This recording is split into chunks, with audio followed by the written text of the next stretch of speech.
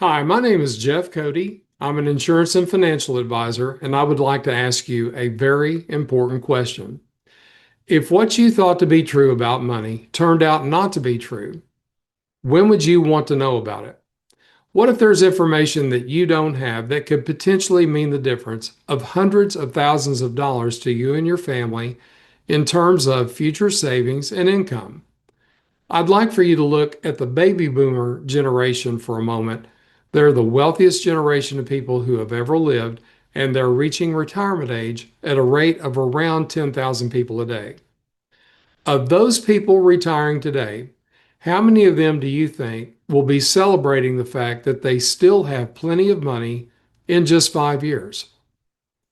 It's not going to happen. In fact, if you Google the average 401k balance in the country, you'll see that people reaching retirement age have an average 401k balance of only around 300,000.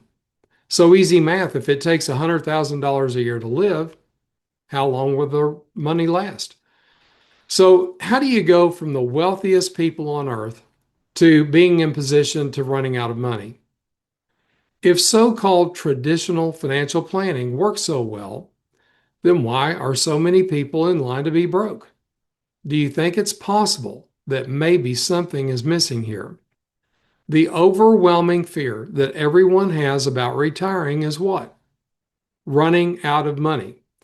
So I'm going to share my screen. I'm going to give you evidence of what's really going on out there after people have followed the so-called mainstream traditional financial planning.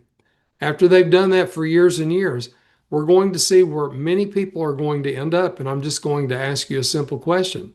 Is that what you want? Whenever you see what's about to happen here, is this what you want? Now, I'll tell you up front, it doesn't have to be you. This does not have to be you, but you can't keep doing what you're doing and expect a different result. I think somebody called that insanity.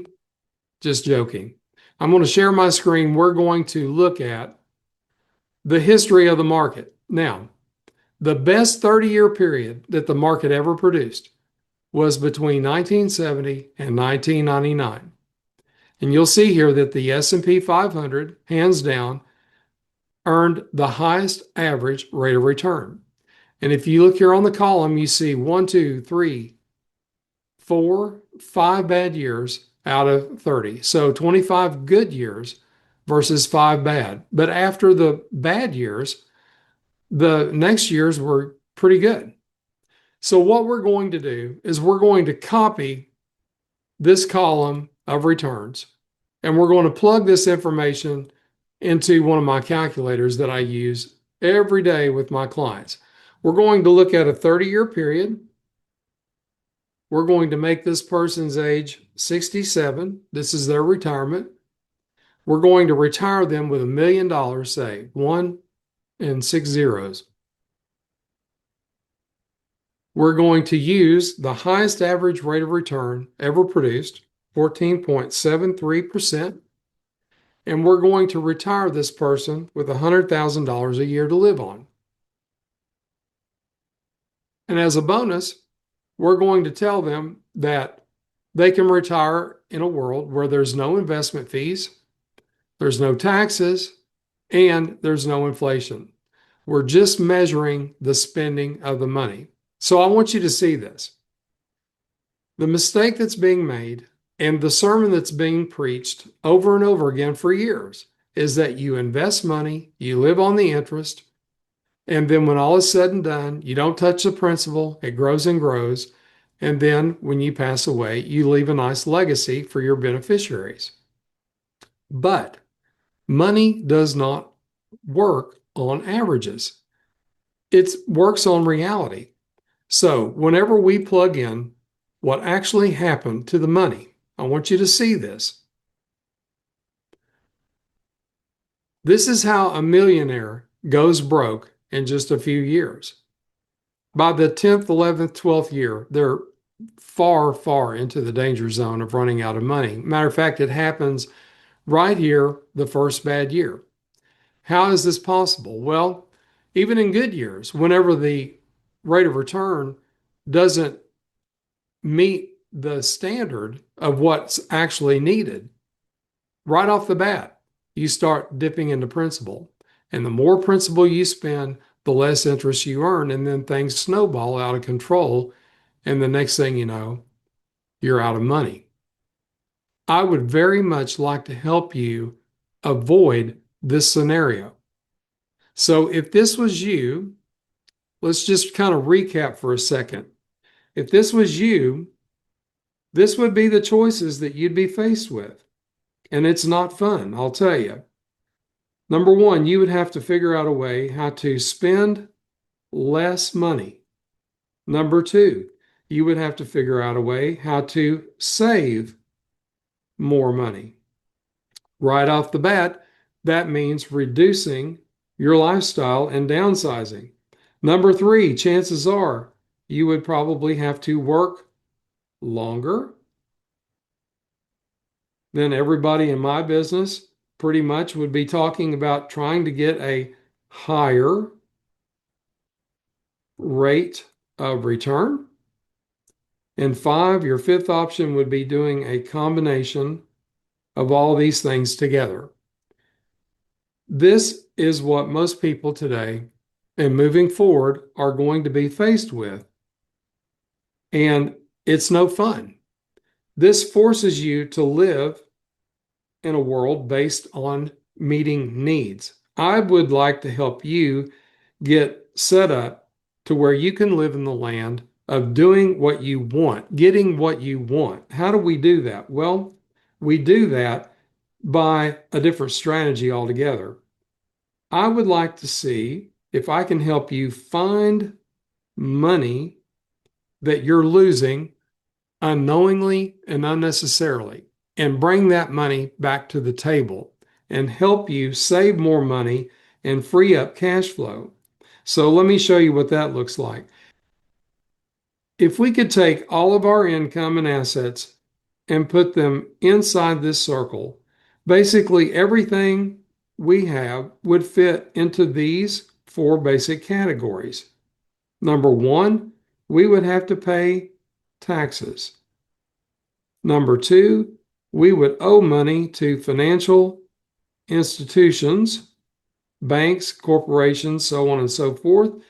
Number three, after we did all that, then we would have money left over, and that's what we live on, our lifestyle money.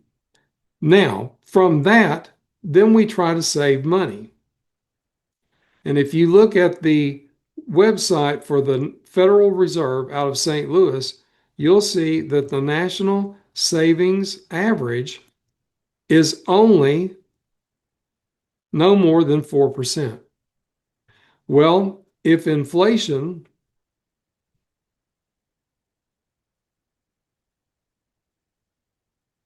is 7%, what that means is that the cost of living will double potentially every 10 years. So what takes $100,000 a year to live on today will take $200,000 to live on in the future. We're being squeezed. So if that happens and continues, taxes will rise, fees will rise, and then our lifestyle will get less and less and less, and we'll be able to save less and less money. This is the retirement dilemma that so many people are faced with and will be, because they won't have the information you'll have if you'll just sit down with me and we go over a few things. So, what makes me different? What makes my team and I different? We want to help you find money that you're losing unknowingly and unnecessarily, that's being lost to taxes, that's being lost to debt, the financial instruments that you use, and things like mortgages, the way you buy your insurance, so on and so forth. We want to find money that you're losing unknowingly and unnecessarily and bring that back to the table. And we want to leave the money that you live on alone.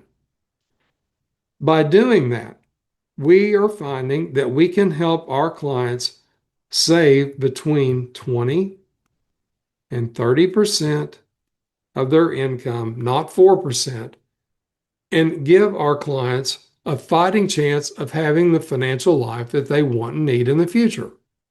So, my team and I are applying for the job of your new financial advisors, but we want to do it under the following conditions. Number one, we want to help you lower your taxes. Number two, we want to help you lower the money that you're losing to financial institutions and other wealth eroding factors. Three, we want to help you increase your cash flow. Four, we want to help you increase your savings. And we want to help you increase your future retirement income. And that planning, by the way, has to be started now, not later.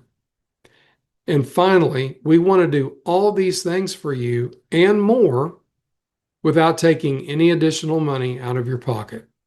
So you have nothing to lose and everything to gain.